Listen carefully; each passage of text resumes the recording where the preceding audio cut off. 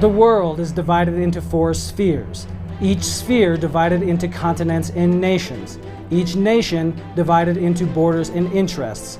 These interests divide the news. We examine the impact of these divisions on people and power. This is Imaginary Lines.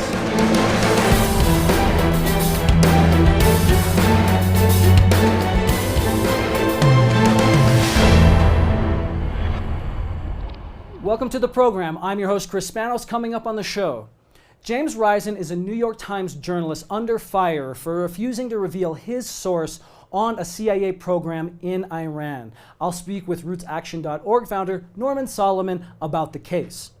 But first, a look at how English media have reported top Latin American news. Archbishop of the Catholic Church in El Salvador in 1980, Oscar Romero, would have celebrated his 97th birthday this past August 15th. Romero was a vocal opponent of poverty and social injustice. He was assassinated while offering Mass in 1980, at the beginning of the country's bloody civil war. In late August, major media around the world reported that Pope Francis had lifted the ban on the process of beatification of Romero, allowing the possibility by which a dead person can be declared a saint.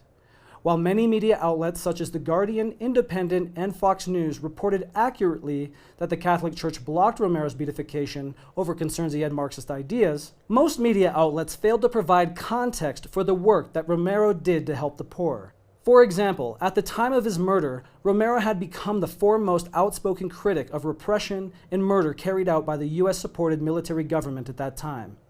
In his last sermon, Romero appealed to members of the armed and security forces to refuse to kill their Salvadorian brothers and sisters.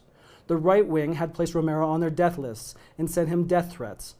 Weeks prior to his murder, Romero sent a forceful letter to then U.S. President Jimmy Carter opposing the imminent aid package that Carter's administration had granted to the Salvadorian regime as destructive of Salvadorian interests.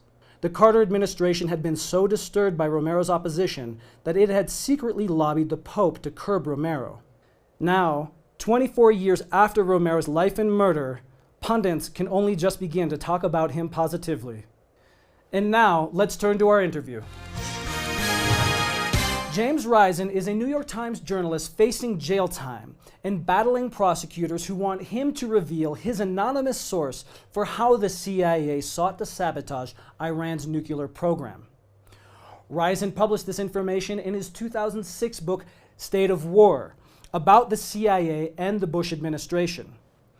Norman Solomon is executive director of the Institute for Public Accuracy and co-founder of RootsAction.org, an online action group coordinating the petition campaign "We Support James Risen because we support a free press." Norman has written more than a dozen books, including War Made Easy: How Presidents and Pundits Keep Spinning Us to Death. Hi, Norman, and welcome to Imaginary Lines.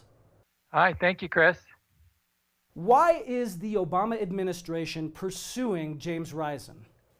Well, there are a lot of different reasons, apparently. One is that the administration is trying to prevent whistleblowing of the sort that it disapproves of, which is to say, all of the leaks of classified information that it would rather keep secret. This is distinct from the idea of preventing the distribution of classified information, which happens every day, quite often as a result of the conscious decisions out of the administration. In other words, the Obama administration wants to block any leaks of classified information that make it look bad rather than good. There's also an intimidation factor where the administration is trying to frighten potential whistleblowers as well as journalists into not divulging information that is dubbed top secret or otherwise classified. And on August 14th, you delivered a petition with more than 100,000 signatures to the U.S. Department of Justice. What was the petition asking for? Basically, the petition said that the Obama administration should stop all of its legal moves against James Risen, and also affirm a policy that protects journalists in the confidentiality of their sources. This is a basic demand or request, whatever you want to call it, and it's unclear whether the Justice Department will go along with it. And can you elaborate on why James Rison's case is so important for U.S. journalists and citizens across the country? Well, if unofficial sources of disapproved information cannot provide knowledge and information to the public, then primarily what we will have left is the official story. And if what the public gets is only the official story, then that is propaganda in the worst sense. So it boils down to whether we're going to have what the U.S. Constitution guarantees as the First Amendment of the flow of information, whether the government likes it or not, or whether, as the Obama administration seems to want, the flow of information to the public is basically only information that is officially approved. In other words, the official story. Can you explain why it's so important that a source has the option and protection to remain anonymous? Well, a lot of what we know about U.S. foreign policy that the White House would not want us to know is because of confidential sources. These are people either inside the government or in other positions who feel that if their identity were revealed, it would cost them too much in terms of their careers, or perhaps even land them inside prison walls. So the only way that much of this information can get out to the public is if journalists are able to credibly guarantee to potential sources that those sources can provide information without being outed and without their identity being revealed. Well, thank you so much for joining me on Imaginary Lines, Norman. Hey, thank you, Chris. Now, in more media-related news. On August 21st, freelance journalist Ryan L. Schussler declared in the headline of an open letter, "I will not be returning to Ferguson."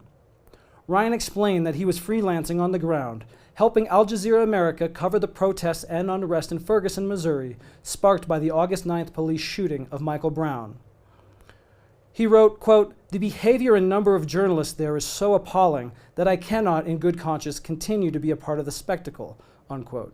Ryan listed the things that he had seen, such as cameramen yelling at residents in public meetings for standing in way of their cameras, TV crews making small talk and laughing at the spot where Mike Brown was killed, and as residents prayed and mourned. He also explained his disappointment with national news correspondents that glossed over the context and depth of the story, focusing instead on the sexy images of the tear gas and rubber bullets. In the beginning, he wrote, there was a recognizable need for a media presence, but this was the other extreme. They need to work through this as a community and without cameras. That's it for today's Imaginary Lines. Thanks for watching the show. I'm your host, Chris Spanos. Please join me next week.